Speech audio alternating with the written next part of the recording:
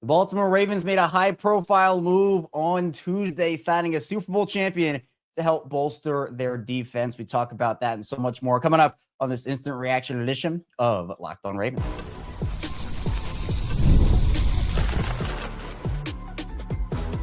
You are Locked On Ravens, your daily Baltimore Ravens podcast. Part of the Locked On Podcast Network, your team every day.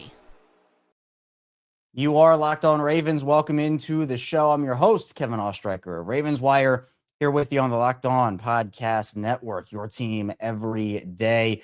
Thanks so much for being here on this Tuesday afternoon, making Locked On Ravens a part of your day and your first listen each and every single day. And thank you out there to all the everydayers, the first-time listeners, and if you're somewhere in the middle, thank you as well. 5 days a week plus more of daily Ravens coverage and content. And, you know, we have our regular show Monday through Friday, 6 a.m. Eastern time. But when moves happen, we go live and we talk about them. When things happen with this Ravens team, you know we're going to be jumping all over it. And the Ravens, they made a move on Tuesday, signing a high-profile player in Chauncey Gardner-Johnson to their practice squad, obviously. Probably going to be there for a couple of weeks, probably get promoted from the practice squad. They can do that for a maximum of 3 games and then probably get them on the active roster, assuming all goes well. So we're going to dive into who Chauncey Gardner-Johnson is, or CJ Gardner-Johnson. I actually don't know what he goes by right now. I think it's Chauncey, although his stat page says CJ. So CJGJ is the initials for him right now. We're going to be diving into who he is, what he brings to the Ravens, why the Ravens made this move, and what other moves the Ravens should make. Because I think while this is a fine move, I don't think it is the move. And I'll explain my reasoning why as the show goes on. But yeah, I mean, look, CJGJ is he's a highly, I think, high profile, I think, is kind of how you have to start off with him. Now, he was the 4th-round pick of the Saints back in 2019. He spent 3 years with the Saints before moving to Philadelphia, where he ended up having a career high 6 interceptions for the Eagles that year. Then he went to Detroit, didn't really work out there. He only played in 3 games. It was a rough year. And then he went back to Philly last season, where he had another 6 interception season and helped them win the Super Bowl that year. Obviously, he suffered the injury in Detroit and everything, and that was tough. And I'm actually going to pull up his injury history here as we continue talking. So CJGJ, I have to get this thing down, that nickname down. But he's someone that does have that ball hawking ability. You know, he can play at a lot of different positions on the field. And, you know, with what he brings to the table, I think it's a fine signing. Like, is this the big move that I think the Ravens need to make? Absolutely not. It's a high profile one. It's one that can help them, especially as guys start to get back. I mean, they need all the help they can get. But do I think that this is the move that the Ravens need to make? And, this is going to be, this guy is, Chauncey Gardner-Johnson is going to be a savior of their defense. No, absolutely not. I don't think so. And the Ravens have other needs than the secondary. I think you need to get in defensive linemen to replace Nnamdi Madubuike. Is that a Dexter Lawrence, Quinnen Williams, Jeffrey Simmons, Calais Campbell? I don't know. Those are just names I'm listing off. But the Ravens need help at all 3 levels right now. Like, I'm not going to complain about them bringing in someone that, has a history of being a good player, can help. Maybe he won't help. I know that he's a big trash talker on the field. And I think, honestly, he brings attitude that this Ravens team is needed for a really long time. But especially this season, right? But I think, to me, the attitude part of it, the ball hawking ability, that's all stuff I'm not going to complain about for the Ravens right now. I mean, it's better than them putting you and me out there, which is apparently what they're doing. I mean, he's someone that has experience. So I get that, he can be a controversial player. I know he causes controversy at times, and, he sometimes rubs players the wrong way. I mean, he and Baker Mayfield had something in Detroit where CJ flipped the ball in Baker's face, and then he and Baker with the Texans. The Texans thing, by the way, so he ended up getting traded. It's actually funny because he and Kenyon Green, who the Ravens now have on their practice squad, got traded for each other. And now they are both on the Ravens practice squad. That move happened, I believe it was back in March when that trade happened. And, the Texans thought, this guy's going to be a great addition to our secondary, going to help out on defense. Well, he got released after just 3 games. And a lot of people are wondering, like, what happened to Chauncey Gardner-Johnson to get him released after after 3 games. Apparently he had trouble picking up the system. There might've been locker room friction. I don't know if that was confirmed or not, but that was in some of the stuff that I read. And he also suffered a leg injury. A lot of people thought that leg injury was going to be like a super long recovery time, but he ended up coming back. And I believe he allowed 6 completions on 8 targets in his 3 games with the Texans. He also, according to the Houston Chronicle, he was responsible for a miscommunication on one of the final plays in their loss to the Jaguars, where Trevor Lawrence and Brian Thomas had a 46-yard game, and that set up the Jaguars game-winning score. And he ended up, even on an appearance on the Pivot podcast, he said that the Eagles didn't move him for financial reasons. They moved him out of fear. He said, quote, "Scared of a competitor, simple as that. You can't program a dog." So, he's not shy. He's going to speak his mind. He's going to tell you how he feels. So, I mean, I think that's something that, again, can be good and can be bad. I mean, we saw with Deontay Johnson how that can be bad. And again, it's a little different with Deontay, but, I think that he's someone that the Ravens they need to get somebody. That's what I'm going to keep on saying. They needed to bring in somebody. But again, like, this is not the move that saves the Ravens defense. It's kind of like what we talk about we've talked about it for a while on Locked On Ravens, where this can be a move.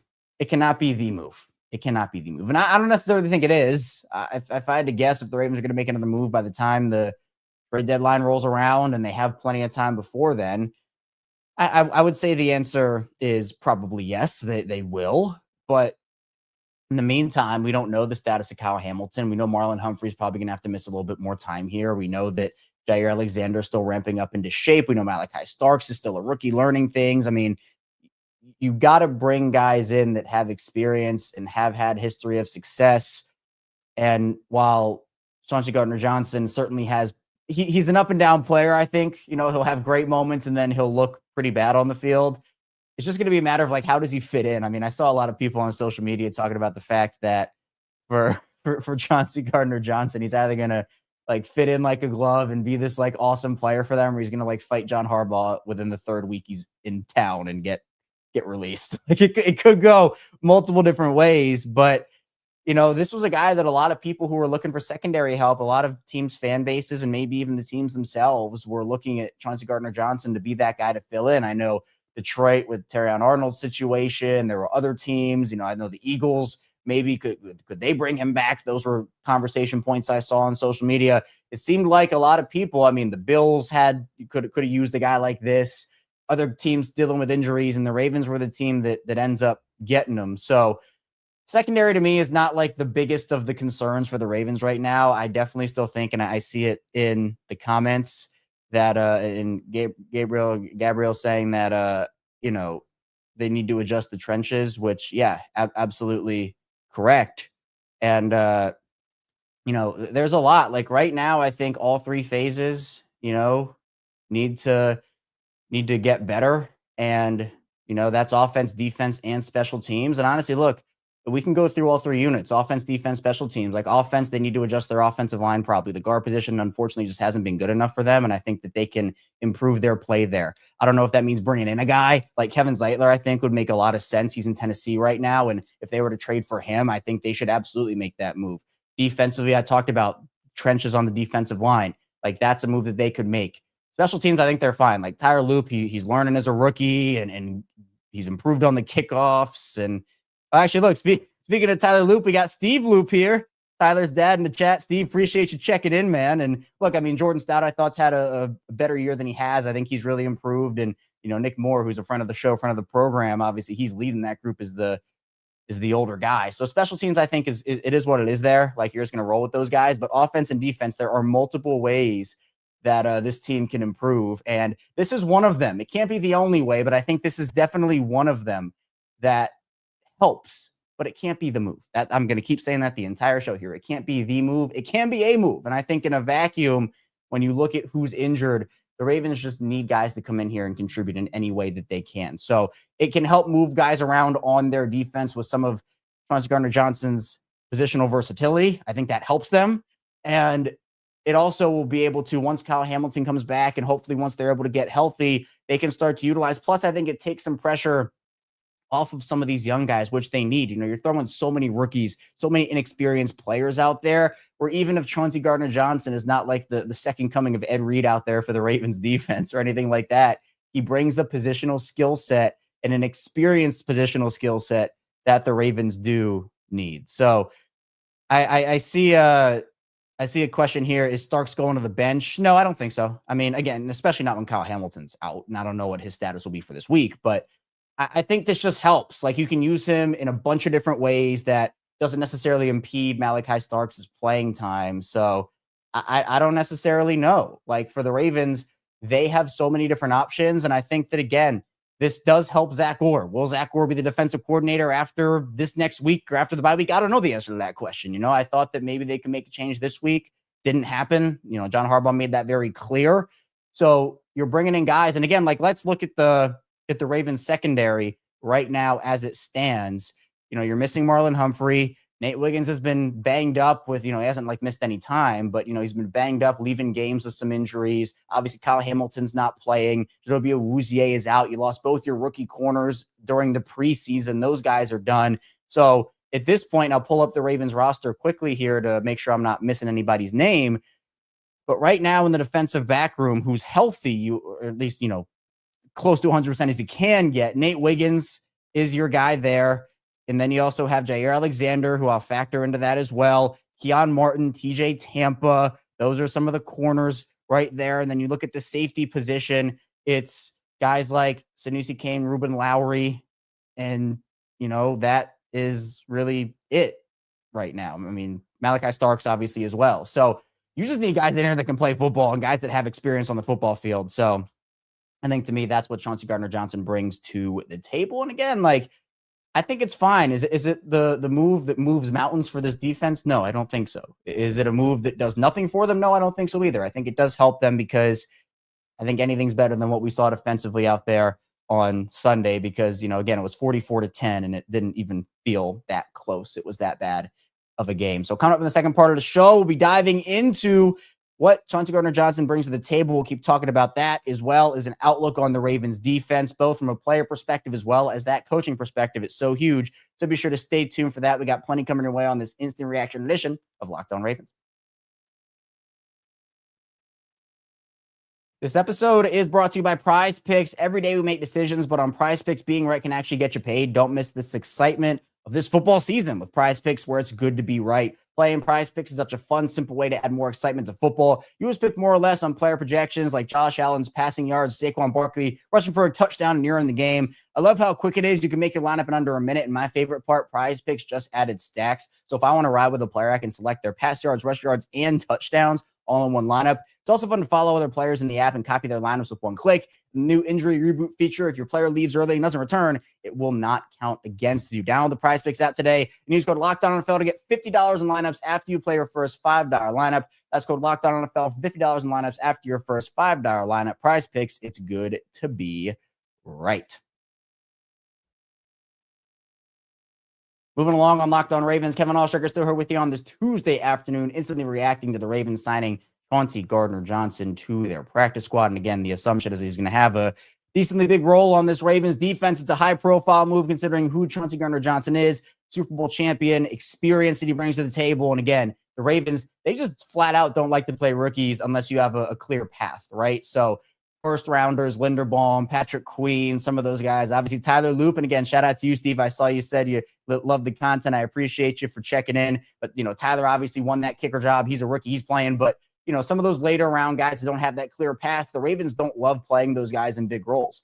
And outside of those exceptions, this is very new for the Ravens to do. So I feel like they need experience in the building. And Chauncey Gardner-Johnson, he brings them that. So appreciate everybody for being here. Again, we're 5 days a week plus more on Locked On Ravens. And again, regular show Monday through Friday, 6 a.m. Eastern time. I haven't had technical difficulties in a while, but I had the time of my life uploading the show this morning. I just could not my computer wasn't downloading it right. Then the internet was just everything was bad, but it got out there. We talked about John Harbaugh hinting at potential offensive line changes finally. So if you missed that, be sure to check that out as well. We also do Locked On Ravens watch alongs. We have instant reaction shows after big moves like this and after games, plus Locked On Ravens squad show, myself, Sam Njoku, and former Ravens receiver Padre Ismail. That's twice a week. We have that on Wednesdays at 7:30 Eastern time. So tomorrow, as well as after games. But I think to me, and I want to start off with this. If you're with us in the chat live, or you're in the comments after the fact on YouTube, or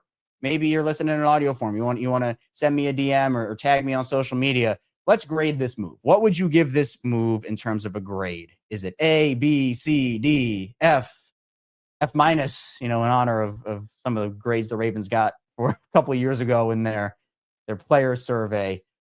I'm going to give it a B. Like, again, this is not the move that moves me. I think it's a fine move. And so my grade will reflect as such. I think it's a B with the potential for it to become an A. It could also become an F. But I think that, to me, I'm going to go with a B because I think that he's a player that can free up a lot of other guys, as well as help a lot of other players maybe find their roles. And look, I know that there's been stuff about who he is and, his personality, and is that going to be able to mesh in the locker room? My hope, honestly, is that he can come in there and help some of these younger players from a mentor perspective. And I think that he can do that. Like, I think that he can do that.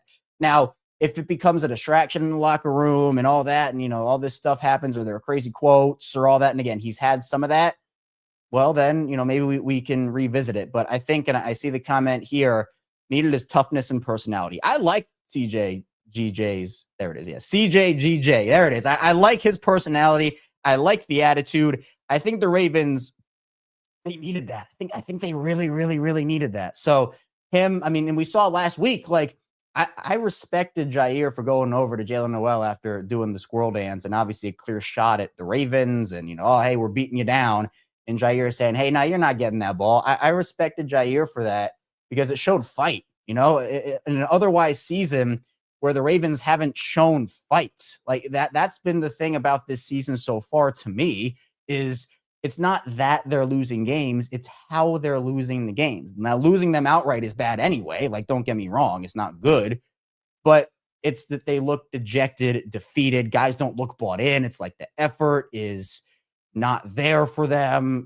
I hate to use the words give up, but are guys giving up? Is the messaging not there? Like, it's just not, it's not good.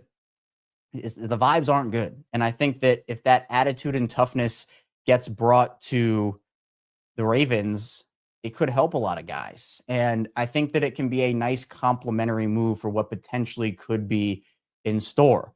And again, like, I'll go back to 2019, and we can talk about what happens if this Ravens team falls to 1-5. If they lose to the Rams in week 6, I think that Zach Orr probably gets moved on from at that point. Again, I don't know. I'm not in the building. I can't report that because I don't know it, but that's just my hunch, is the Ravens are giving this, it's like the last attempt for Zach Orr to make a name for himself. I actually went on with Kevin McCusick for Film Study, his show, and he's awesome. I'm actually going to have him on at some point in the next, I believe, week or so, hopefully, to get Ken back on the show because his insight is incredible. But Ken essentially described it as like it's 4th and 8 right now for Zach Orr. Right? It's like it's 4th and 8. You got to pull something out of the hat here, pull a rabbit out of the hat, and work some magic. Because at this point with Zach Orr, the conversation is Zach Orr, I think, has a lot of potential as a defensive coordinator. Right? I truly do believe that. But the Ravens just can't afford to wait for him to realize it if it's going to look like this. This is the second straight season where the defense has looked lost to begin the year. And again, last year, he was new. He'd never called plays. Like, there was that buffer period, which, again, I think some people are like, well, why would you bring in a guy with an experience? But you hear around the league now, and you're hearing former players talk, the talking heads talk, myself, other local reporters and people who cover this team. It's like, the inexperience for a Super Bowl contender, that was always a risk. It always had potential to work out. And people look to Mike Macdonald and his lack of experience as an NFL coordinator. Well, he had that year at Michigan, and, that it was a little bit different because we saw, Mike Macdonald had those struggles as a D coordinator for the Ravens early in his tenure, but they got snuffed out pretty quickly. That Miami game, and we don't talk about that Miami game because that Miami game it never happened. Never happened in that fourth quarter. Nope, never happened. But after that Miami game, Mike Macdonald, the screws tightened up, and that defense got into place, and they were really, really good until Macdonald left. For Zach Orr, they had to have the players only meeting, and everything changed there. And, now it's the second straight year of that slow start. And you start to kind of wonder, how much of a runway does Zach Orr get before something gives? Now, I don't know, right? But, at the end of the day, I think that the experience that he brings is what they need. And again, like, it wasn't great for Chauncey Gardner-Johnson in Houston. And I mentioned some of the reasons. And there's a lot out there about why it didn't work in Houston. The injury setting him back. And I mentioned earlier in the show, he had apparently trouble picking up the system in Houston and, just wasn't in the right positions, gave up big plays. But I'd rather have him know where he's going to be on plays, because we saw multiple times in that Houston game for the Ravens, rookies, they weren't lining up in the right spots, inexperienced players. For TJ Tampa, for example, this was supposed to be a year that he was going to get eased in a little bit, get some action. He's all of a sudden thrown in as like your number 2 corner because everybody's out and injured. Like, that to me is, the big thing is those mistakes will lead to blown coverages, big plays. And we saw that over the course of the Houston game. I think that Chauncey Gardner-Johnson at least gives you a chance to line up better, gives you a chance to do all that better. And for as long as Marlon and Roquan and all those guys are out, Kyle Hamilton, like, at least he brings you a lot of experience. That's the word of the day today. It's experience. Experience. Over the course of his career, by the way, just his general stats, Chauncey Gardner-Johnson has 18 interceptions in 7 years in the NFL. So again, he has been a Philadelphia Eagles merchant, as they would call it, where his best years have come in Philadelphia. He was someone that I honestly was looking at the Ravens to draft back in 2019. I thought he was a day 2 prospect. Obviously, New Orleans got him on day 3. But it's interesting because over the course of his career, 319 tackles over the course of his career. He got 2 forced fumbles. I mentioned the 18 interceptions, 4 sacks. So he's not necessarily, I mean, you could use him in the blitz role if you wanted to, but I feel like that's more suited for other guys on the roster. It just depends on how this play calling works, what he brings to the table, and who he is as a player. If they're getting Eagles, Chauncey Gardner-Johnson, that's a big win. If they're getting Texans, Chauncey Gardner-Johnson, I mean, yeah, that's not great. But the standard is so low right now, right? Like, the standard is just so low. Like, what else? And the Ravens actually, funny enough, will now, if Chauncey Gardner-Johnson sticks on the Ravens, he will see Joe Flacco twice a year, just to kind of dive into that, because the Bengals have made a move and traded for Joe Flacco from the Cleveland Browns. So Baltimore's going to see Joe again twice this year. The real Joe Cool is now in Cincinnati, by the way. So, the Ravens will need this because their schedule does open up. Season's not over. I mean, you got a lot of games left to go, but I'll tell you this, and I've said this on the show, if they keep playing the way they're playing right now, they're not winning anything. They're not slipping the playoffs. There are big changes coming. So I think that the Ravens made a solid move, but it can't be the only move. So coming up, we'll continue to dive into what moves the Ravens need to make because, again, good start, but I think there's a lot more that they can do to increase their chances to win a Super Bowl this season, or honestly just be a competent defense this season. Let's start there, right? So be sure to stay tuned. We got plenty coming your way on this instant reaction edition of Locked On Ravens. First, this show is brought to you by Mazda. Mazda crafts cars for those who do more than simply move. Mazda delivers confidence with every ride with more IHS Top Safety Pick Plus awards than anyone else as of August 2025. From footwork to breathwork, athletes sweat all the details. Mazda brings the same intention to how they craft every model. You can feel Japanese craftsmanship in every detail, from metallic accents to available Napa leather upholstery. You can make everyday drives feel like anything but, from smooth handling to intuitive controls. With all-wheel drive standard in every crossover SUV, you can drive with confidence through almost any season. Like our players, we sweat every detail because when you make every move count, impossible becomes irrelevant. Mazda, move and be moved. Continuing on Locked On Ravens, Kevin Oestreicher instantly reacting to the Ravens signing Chauncey Gardner-Johnson from their practice squad here on Locked On Ravens. Again, be sure to hit the like and subscribe button in video form and follow along in audio form for that 5 days a week plus more of daily Ravens coverage. We have Ravens content for you each and every single day in video form and in audio form. And man, the Ravens right now, look, making moves, but they need to make more.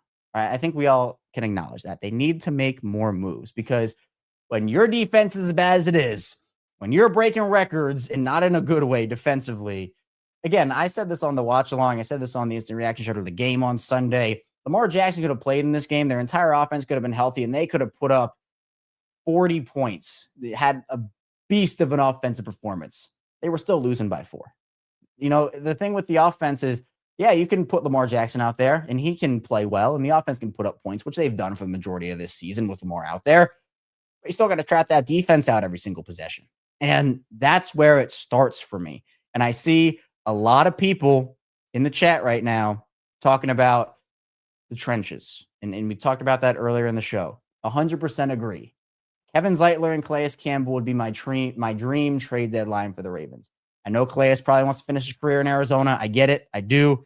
But Calais, just saying, he'd be the one for me to turn. And again, those are like the realistic moves, right? Like, obviously, I'd love Dexter Lawrence, Quinnen Williams, Jeffrey Simmons, like the high-profile names I talked about. But the problem with trying to do this during the season is everybody needs help, particularly this is an offensive line thing. Everybody needs offensive line help. So everybody's looking for quality offensive linemen, and teams just aren't willing to give up quality offensive linemen during the season. Like, it just is what it is. Now, if you're a rebuilding team, if you're lost for the year, like if it's a down year and you're not competing like a Tennessee, it's a perfect example. Maybe the Titans would move off of Kevin Zeitler for a mid-round pick, potentially. I don't know. But Kevin Zeitler, to me, feels like a guy that just makes a lot of sense. Now, defensively, trenches is key. But if everybody gets back healthy, and again, that's if, you have a secondary of Marlon Humphrey, Nate Wiggins, Jair Alexander, Kyle Hamilton, Malachi Starks, Chauncey Gardner-Johnson, et cetera, et cetera.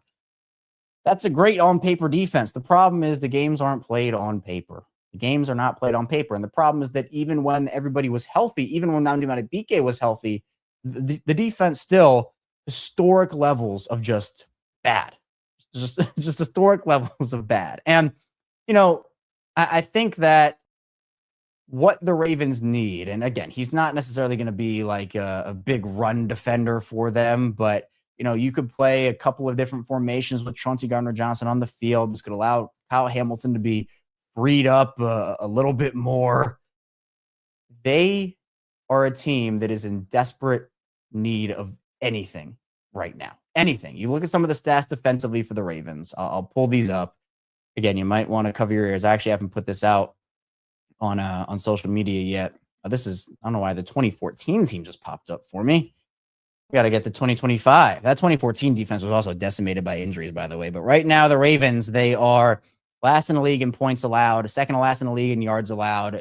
They are second to last in the league in turnovers forced, last in the league in first downs allowed, last in the league in passing touchdowns allowed, third to last in the league in rushing touchdowns allowed, second to last in the league in passing yards. I mean, again, it's just, I could go, they're bottom 5 in almost every category. Conversion rates, they're the second to worst red zone defense in the league. They're bottom 5 in third down defense. Just like everything is horrible for them right now. So I just, sometimes you need a spark, right? Sometimes you need a spark. And I think that if anything, leadership, hopefully from Chauncey Gardner-Johnson, can be that spark with his attitude. Even if it is just like getting guys fired up and making a play on the field, celebrating and getting fire back, getting his guys pumped up, becoming a leader. That's something that can help. So I would expect him, again, as I mentioned at the top of the show, to be on the Ravens practice squad for the first 3 weeks here, get called up. I assume they're going to try to get him ready as quickly as possible to have him ready for the Rams game on Sunday. But, you then have the bye week and he can get more involved and more up to speed during the bye week. I actually like this move for that reason too, is like you can maybe throw him in the fire for this week against the Rams, but if not, you give him a nice buffer period to get acclimated to the team. Now, the problem is that for right now, the Ravens are 1-4. If they lose to the Rams, they'll be 1-5. And then at that point, you practically have to essentially almost win out all of your games to go and make a run. Now, the team, or the record that a team had last year that was the minimum to make the playoffs, was 10-7 last year. So the Ravens would need to lose at absolute max 2 games more over the course of the season. Now, the good thing for them is their schedule does open up a little bit, but you have 5 of your 6 AFC North games remaining. Those are always weird. I expect them to probably win most of those. Not the way they're playing. I'm just holding out hope they can just be a better team than they are right now. I have to believe that. Defensively, I'm not sure, but I mean, when Lamar comes back, the offense will probably fall back into place.